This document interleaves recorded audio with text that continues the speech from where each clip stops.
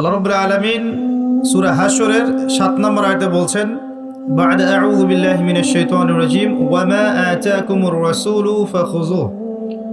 রাসূলুল্লাহ সাল্লাল্লাহু আলাইহি ওয়াসাল্লাম তোমাদেরকে যা দিয়েছেন, মানে যা যা দিয়েছেন, যত কিছু দিয়েছেন, ফাখুযুহু সেটাকে গ্রহণ করো, সেটা রিসিভ করো, গ্রহণ করে নাও। ওয়া মা নাহাকুম আনহু ফান্তাহু।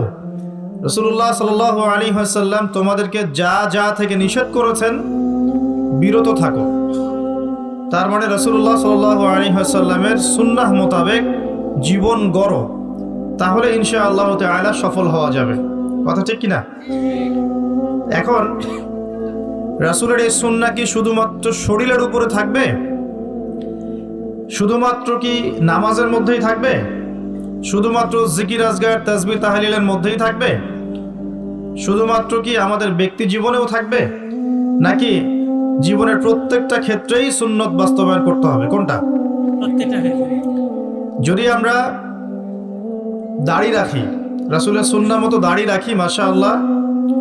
আর আমি যুবক ভাইদেরকে রিকোয়েস্ট করব, যাদের দাড়ি নাই বা দাড়ি শেভ করছেন, আজকের লেকচারের পর থেকে দাড়ি আর শেভ করেন না। ইনশাআল্লাহ। ওয়াদা করছেন ইনশাআল্লাহ?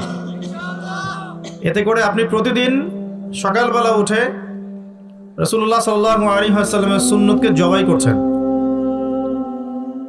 জবাই করছেন না?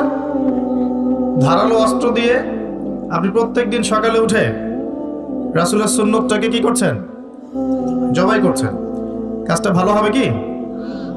একটু আগে বললাম, রাসূলের নাম শুনে যদি দরুদ না পড়ে, তাহলেই নবীজি বলছেন তার জন্য ধ্বংস হোক।